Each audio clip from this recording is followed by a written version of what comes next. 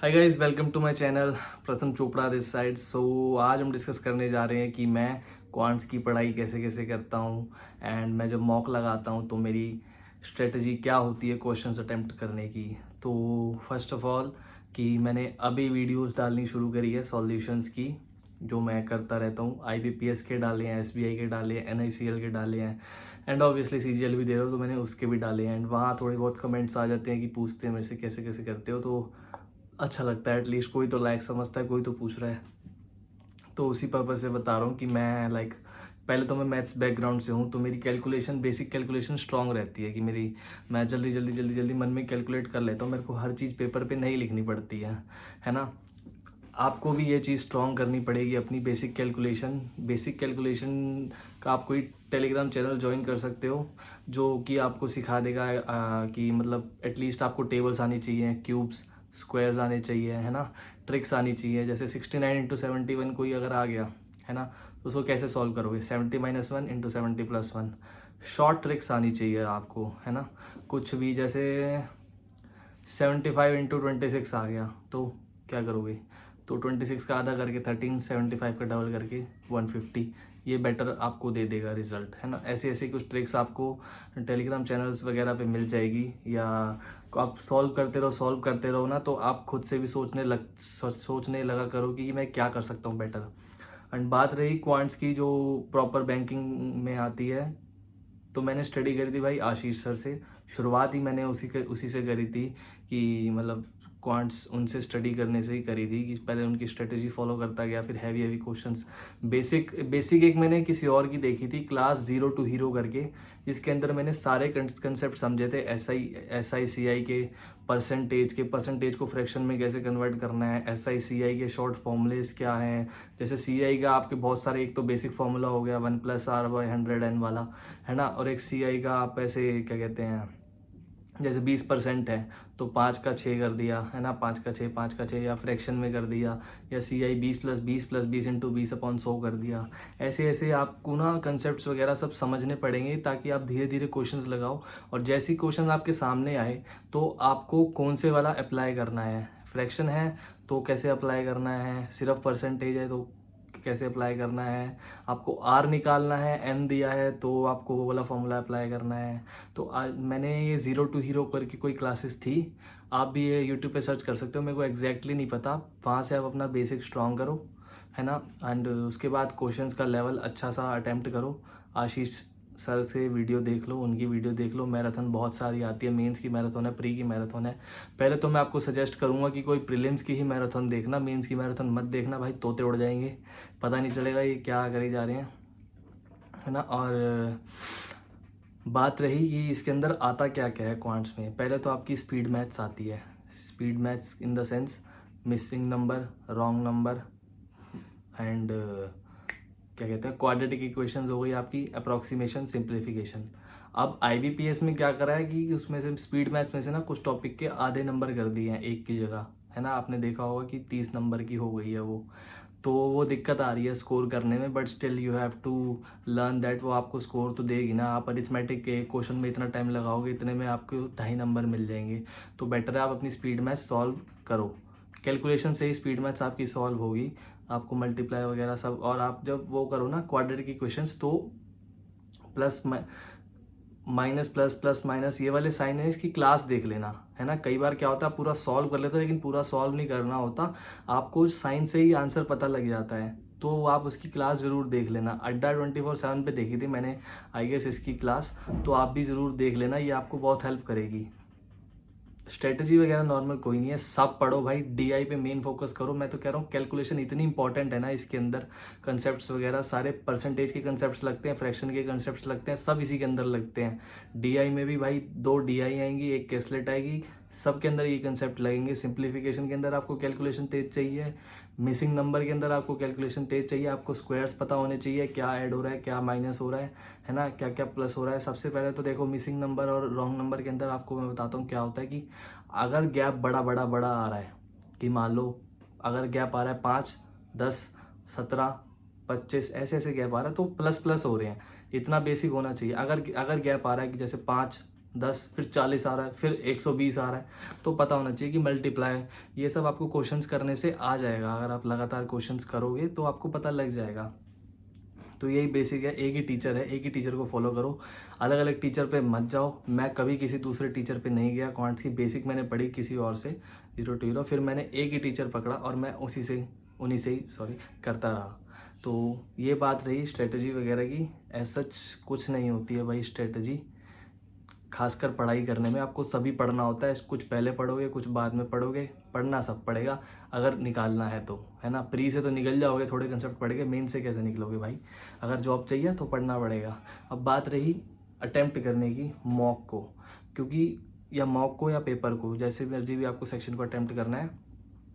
मैं बताता हूँ मेरी क्या स्ट्रेटजी रहती है कि मैं अभी तो मॉक में मैं मज़े ले रहा होता हूँ कि सबसे पहले वो कर दिया जो आ रहा है सामने, या कुछ भी करता रहा, ढूंढता रहा, है ना। मतलब जो इजी लग रहा है करता रहा, नहीं इजी लग रहा तो भी करता रहा, क्योंकि सॉल्व तो करना है ना।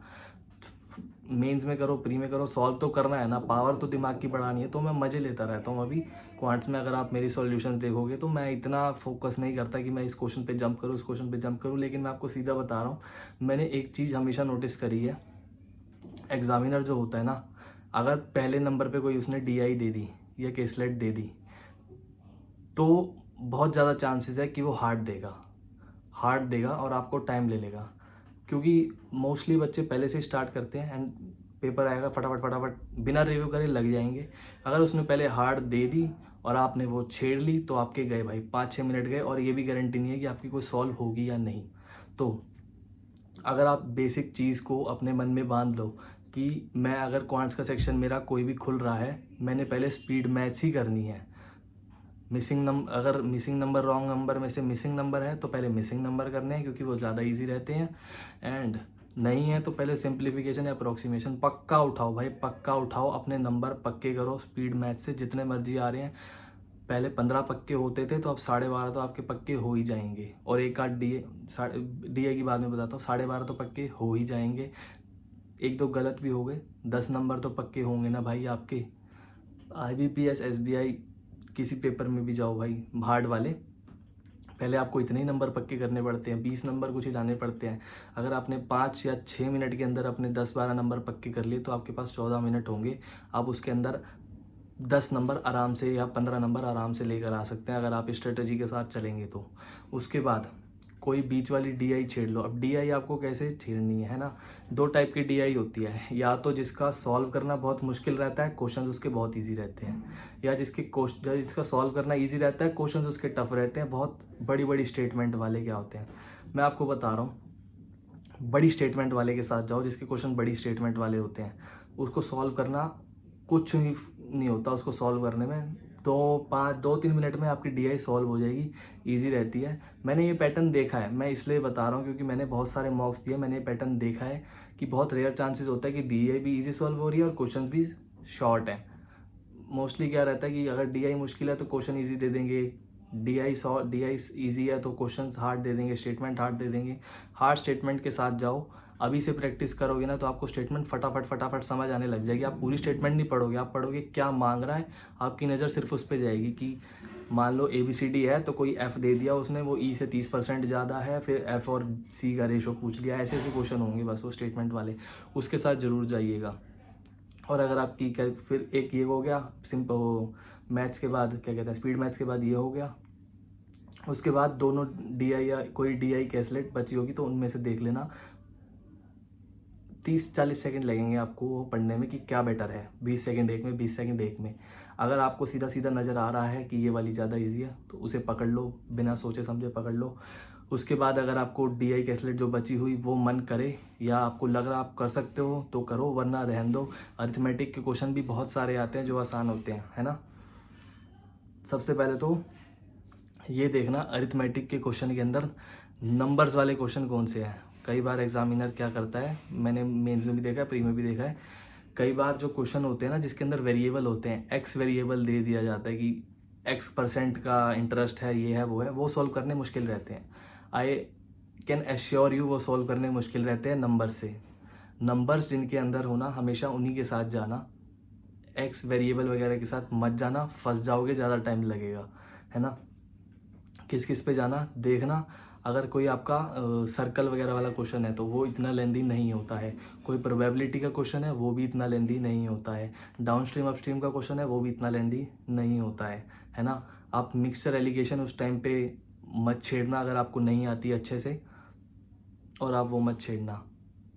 और अपस्ट्रीम डाउनस्ट्रीम स्पीड हो गई, और अगर अपस्ट्रीम डाउनस्ट्रीम स्ट्रीम में वेरिएबल्स है तो मत जाना उसके साथ, आपका बहुत टाइम ले लेगा। या अगर आपको हिट एंड ट्रायल नहीं आता तो भी मत जाना उसके साथ, बहुत टाइम ले लेगा। और आपका कौन सा क्वेश्चन हो गया, हाँ ट्रेन में स्पीड डिस्टेंस वाला, वो इजी रहता है। आप उसका बहुत बेसिक कंसेप्ट है, ऐसे जा रही है प्लस होंगी, ऐसे जा रही है माइनस होंगी, स्पीड डिस्टेंस टाइम एक ही फॉर्मूला है भाई, सब सॉर्ट हो जाता है, 1 मिनट से कम में आंसर आ जाता है। बस एक बात को ध्यान रखना, अरिथमेटिक जितना एंड तक हो सके टालो। नहीं कोई रास्ता दिखे 5, 7, 8 मिनट पे जब बचे हों तो अरिथमेटिक छेड़ दो। 5 मिनट में 6 क्वेश्चन तो हो ही जाएंगे, है ना। अगर आप स्पीड मैथ्स में सारे सही करते हो 12.5 नंबर, 2 DI सही करते हो, एक गलत भी हो गया तो 20 नंबर, अरिथमेटिक 5 ही करते हो 25 नंबर। अगर आप एक्यूरेसी के साथ जाते हो तो 25 नंबर आपके बन जाएंगे। मेरे भी इतने ही रहते हैं, 18 से 25 के बीच में, बेसिकली इतने ही मेरे नंबर रहते हैं, इससे ज़्यादा बहुत रेयर बढ़ते हैं। पीओ की बात कर रहा हूँ, क्लर्क में तो ऊपर जाते ही हैं, पीओ की बात कर रहा हूँ। तो यही थी मेरी क्वांट्स अटैम्प्ट करने की स्ट्रेटजी। रीजनिंग वगैरह भी मैं बता दूंगा कैसे अटैम्प्ट करता हूँ, क्या क्या वो होते हैं। बाकी क्वांट्स की यही थी। एक बात जरूर ध्यान रखना, स्पीड मैथ्स, देन DIA के स्लेट, देन अरिथमेटिक में वेरिएबल वाले क्वेश्चन मत छूना पहले। अगर आपको नहीं आते, मेरे को तो देखो नहीं आते, बहुत कॉम्प्लिकेटेड लगते हैं इसलिए बता रहा हूँ, और बहुतों को लगते भी हैं, अनटच रह जाते हैं वो क्वेश्चन मेंस में भाई, है ना। तो वो नंबर वाले क्वेश्चन पे ज़्यादा फोकस करना कि जिसमें सिर्फ डिजिट्स हो, वेरिएबल्स ना हो। So this was all about my quant strategy, how I attempted. And अच्छी लगे तो ठीक है, कमेंट्स वगैरह कर देना अगर आपका कुछ बेटर हो तो। बाकी आप मेरे मैं लाइव कह रहा हूँ, मैं मॉक दे के सॉल्यूशंस वगैरह डालता हूँ। And if you like then subscribe my channel, and thank you, keep supporting me. Let's see, exams हैं, NICL का है 20 को, उसके बाद SBI, फिर IBPS, बीच में SSC CGL selection post, CHSL MTS, सब मिक्सअप है। लेट्स सी क्या होता है।